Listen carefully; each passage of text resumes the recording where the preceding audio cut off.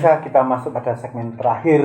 Kali ini saya lanjutkan pada Mas Aris tentang semangatnya Multatuli. Itu kalau dibawa dalam era sekarang bagaimana? Oh ya, nyambung yang tadi ya. Ya. Dimulai dari Henry van Gogh. Ya. Seorang sosok yang namanya Henry van Gogh, anggota parlemen dari Belanda, kunjungan langsung ke Indonesia, melihat realitas Indonesia. Melalui istrinya dia berkomunikasi dengan R.A. Kartini. Henry Gogh sendiri, karena dia juga memiliki sedikit modal, maka dia juga membangun sebuah perkebunan yang sangat memperhatikan kondisi kaum pekerja, yaitu kaum pribumi.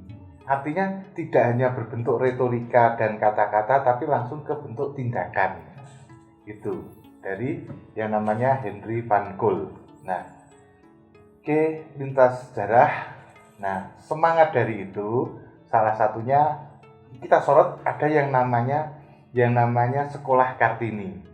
Nah, ketika dikaitkan dengan realitas hari ini dan juga realitas di Madiun, kalau kita tahu ada SMP 3 Madiun, itu adalah sekolah Kartini awalnya. Nah, sekolah Kartini yang didirikan oleh Yayasan Van Deventer itu. Artinya semangat dari membangun sebuah kesadaran yang berkemanusiaan semangat ini sebenarnya juga sudah sampai di Madiun juga. Gitu. Jadi di Madiun banyak sekolah-sekolah yang berkaitan dengan pendidikan.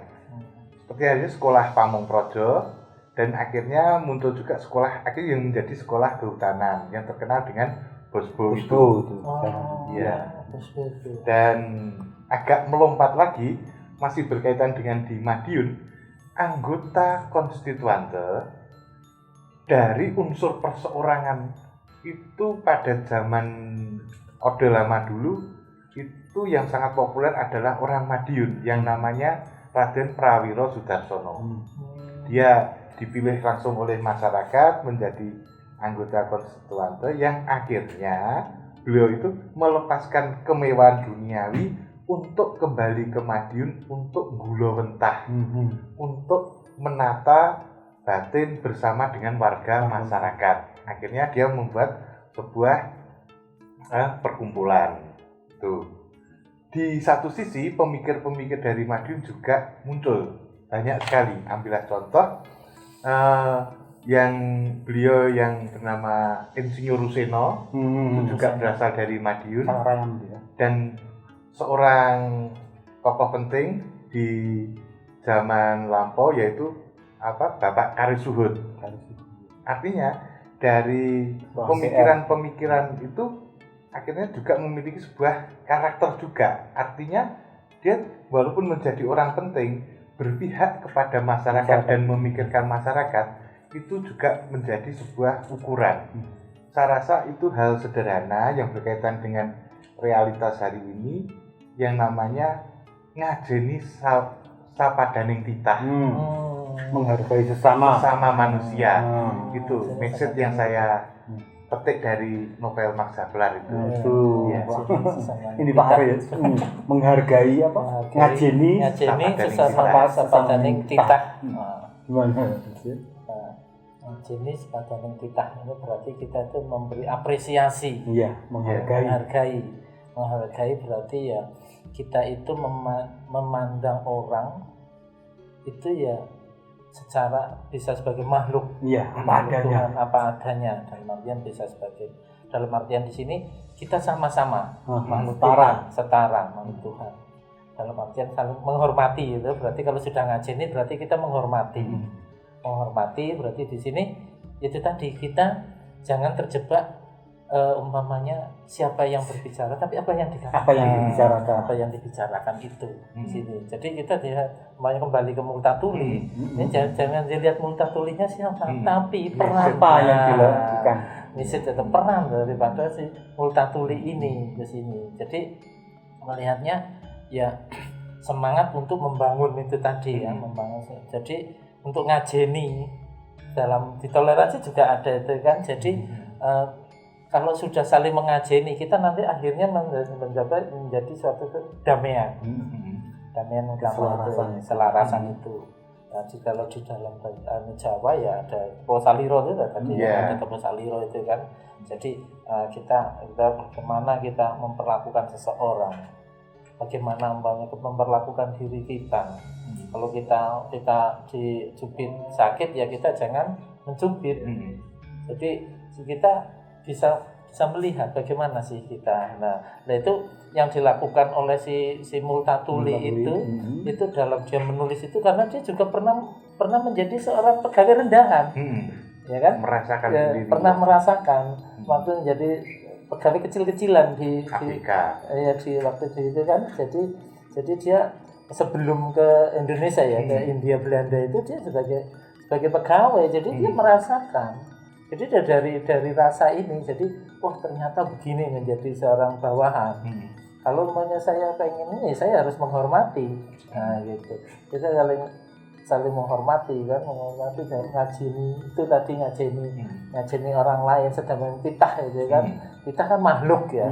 Makhluk itu kita harus menghormati itu. Jadi jangan terus dari sudut kita melihatnya dari sudut umpamanya kita melakukan siapa sih yang kita ajak bicara itu namanya. Jadi jangan ngono wae ora iso, jangan. Kita harus bijaksana. Bijaksana dan bijaksini gitu. jadi istilahnya jangan terus dari sudut kita. Mamanya kadang kita tuh menyalahkan orang, ini salah kudune ini. Loh, kata kudune inilah itu yang kurang bagus. Kadang ada pemaksaan. Ya kan? Sebaiknya selayaknya begini gitu loh kan. Kenapa?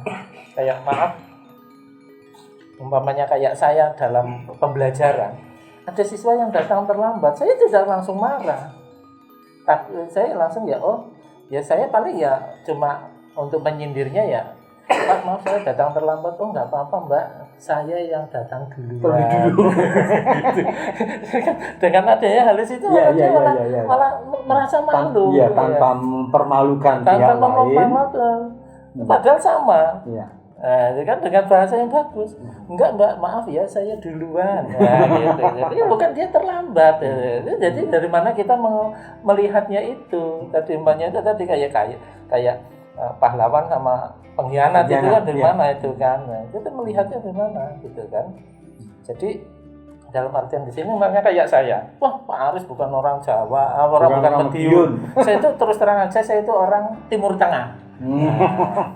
Maksudnya kerjanya di Jawa Timur, rumahnya di Jawa Tengah. Tapi saya ada rasa ingin membangun Madiun. Apa sih yang bisa saya berikan pada Madiun ini?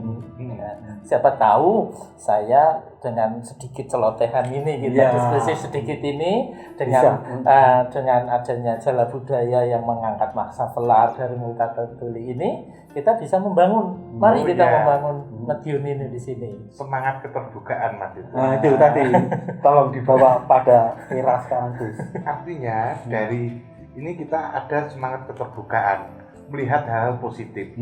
Ambillah contoh kita ini berkaitan dengan bahasa, mungkin Pak Aris yang lebih paham. Bahasa itu ada yang namanya bahasa ngapak atau bahasa inyong. Terus ada bahasa bloronan. Ada bahasa osing. Seringkali kita itu ada bahasa arek. Nah, seringkali kita itu dalam sekarang ya itu lemah di dalam kajian bahasa-bahasa lokal. Bahasa yang lebih populer adalah bahasa yang ala Jakartanan, ala sinetron. Karena tiap hari dijeli. Ya, lu gua. Bukan berarti kita itu anti yang seperti itu, tetapi agar memaknai nilai-nilai kesederajatan yang ada dalam bahasa kita. Artinya semangat dari bahasa osing dengan bahasa Banyumasan ada sedikit yang ada persamaan bahwa orang itu lebih sederajat. Ada apa? Rika apa? Kalau di bahasa Tengger itu ada yang namanya eson, reang. Itu semangatnya berbeda dengan yang sangat apa? Ada stratanya gitu. Dia lebih egaliter. Nah, menjaga semangat egaliter dan keterbukaan itulah yang seharusnya sekarang ditumbuh kembangkan. seperti itu. Mungkin bentuknya seperti apa Pak Aris? Kalau Pak Aris berhadapan dengan mahasiswa tadi ya, semangat egaliternya itu tadi, untuk supaya rohnya Multatul ini masuk gitu loh, terutama buat generasi milenial ini. Generasi milenial ini itu tadi kita kalau saya mulai karena saya ke bahasaan itu tadi saya ada tambahan tadi menyinggung tentang bahasa ngapak. Sebenarnya kalau menurut Kang Tohari itu ya sebenarnya dia kurang setuju dengan bahasa ngapak. Karena nggak pakai terminologi itu. Karena nggak pakai ngapa. Tapi di sini Kang Tohari ini kan bahwa itu bahasa penginyongan, karena inyong. saya nyong ya. Nyong aku. Di sini sebenarnya ya juga ada sisi politisnya juga, dalam artian bahasa sebenarnya dia berbicara begini. Kalau bahasa Surakarta, Solo, Jogja itu A kadang dibaca O. Nah, sego. Nah, padahal tulisannya A. Nah, tapi kalau disegoni orang enek, enggak ada gitu kan. Tapi kalau umpamanya di daerah sana Banyumas itu sama dan orangnya terbuka. Bagaimana itu Pak? Contohnya? Iya, itu terbuka. Umpamanya ya enggak senang ya enggak senang gitu loh. Teka ya orang mana teka itu datang. Tapi kan kadang orang malu. Malu itu loh. Menutupi identitas. Saya kalau umpamanya ini saya juga nggak masalah. Umpamanya saya udah ngomong orang ngapak nggak masalah. Saya bukan orang ngapak, saya orang penginyongan. Jadi ada semacam warga di luar wilayah Banyumas itu akhirnya juga merasa tertarik. Ada apa? Itu sebenarnya semangat ingin tahu, semangat saling mengenal. Jadi pengen mengatakan bahwa sama. Dia sama. Kesetaraan itu. Iya, kesetaraan. Dan maaf, saya pernah baca sedikit Osing itu dulu itu pas waktu zaman kerajaan siapa itu bawa orang-orang dari sini ke sana. Dari Banyumas dibawa ke sana sebagai prajurit-prajuritnya itu. Nah, makanya ada bahasa yang sama itu. Hampir sama, Osing sama itu gitu loh. Jadi ya memang kita kalau berbicara bahasa itu tidak lepas dari budaya, karena bahasa itu dipayungi oleh budaya, budaya kita. Kalau saya melihatnya dari bahasa orang Jawa itu, saya melihatnya apa? Orang Jawa itu orangnya itu teliti, teliti dalam artian sesuatu itu bisa secara detail, dan itu ada istilah-istilah tertentu. Nggak usah jauh-jauh kata mencuci, bahasa Indonesia, washing in English. Nyuci tangan bisu, nyuci muka raup, nyuci baju umbah-umbah. Wes umbah-umbah raine urung rai diumbah-umbah. Ya kan? Nyuci beras mususi. Nyuci piring dan sebagainya, gelas piring, asah-asah, isah-isah.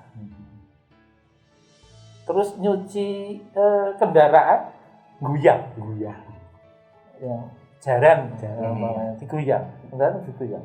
Nyuci barang pusaka, jamas. Nah, ini di sini kita sebenarnya sangat bersyukur kita. Nah, ini saya tanamkan. Anda harus hidup di sini di Madiun, ke mahasiswa Jawa, Anda harus percaya diri. Dan ini kreativitas kalau saya melihatnya. Dan kreativitas itu tidak bisa dikalahkan oleh teknologi. Tidak bisa diwakili. Jadi kreativitas. Yang bisa bertanya nanti kreativitas. Bagaimana kreativitasnya? Kita sudah mulai dari bahasa. Bahasa Jawa yang banyak yang notabene kreatif, dan berarti budayanya berada kreatif. Ya kan? Dari segi bahasa saja sudah sangat kreatif. Jadi di sini. Jadi makanya saya sama mahasiswa, Anda jangan malu. Sebagai seorang Jawa, orang Indonesia, orang Jawa, itu jangan malu, tunjukkan. Orang saya aja Puja Kesuma, saya aja menunjukkan saya putra Jawa kelahiran Sumatera. Iya, saya kalau dipikir Pak Aris aslinya mana ya, saya keluarin KTP, ini asli saya. KTP saya aslinya mana, saya nggak tahu aslinya mana. Gitu. Tapi saya di mana di saya yaitu tadi, kalau bisa di mana bumi dipijak, di situ langit dijunjung. Ya. Saya hidup di Madiun ya, saya bagaimana bisa membangun Madiun, saya bisa berkontribusi, berkontribusi ya, meskipun hanya sangat sedikit, ibarat debu di tengah lautan pasir yang sangat luas itu. Mungkin sekaligus memberikan closing statement untuk para pemirsa, Pak Aris. Oke, untuk penutupnya bahwa marilah kita mulai berpikir secara positif, kita memperluas pengetahuan kita, baik itu knowledge kita ya, baik itu general ataupun particular knowledge. Dalam hal ini dengan pengetahuan yang luas kita akan menjadi orang yang bijaksana. Di sini kita jangan mudah menuduh orang, menjudge orang bahwa orang itu adalah pahlawan atau pengkhianat. Dalam artian di sini kita bisa melihat bahwa jangan terus kita antipati dengan orang asing. Bahwa tidak semua orang asing itu jelek dan tidak semua orang kita itu baik. Jadi marilah kita beri kontribusi kita kepada negara kita. Khususnya kalau umpamanya di Madiun, bagaimana kita membangun Madiun dari mana kita, maksudnya sesuai dengan porsinya masing-masing. Terima kasih. Mas Aris, berikan closing statement. Ya. Untuk kita semua, yang saat ini dibutuhkan adalah ruang dialog untuk membangun sebuah keterbukaan. Karena dari dialog itu, satu, yang pertama terbangun silaturahmi, yang kedua kita bisa saling bertukar pikiran, dan yang paling penting adalah kita bisa bertemu, bertatap muka sebagai sesama manusia. Terima kasih. Demikian tadi pemirsa bincang-bincang kita tentang Max Havelaar. Saya tidak perlu menyimpulkan, tapi tadi sudah Anda simak semuanya melalui Mas Aris dan Pak Aris. Kalau Anda belum sempat mengikuti acara di Garda TV, Anda bisa ikuti di channel kami di YouTube, di channel Garda Warta. Terima kasih, sampai jumpa lagi.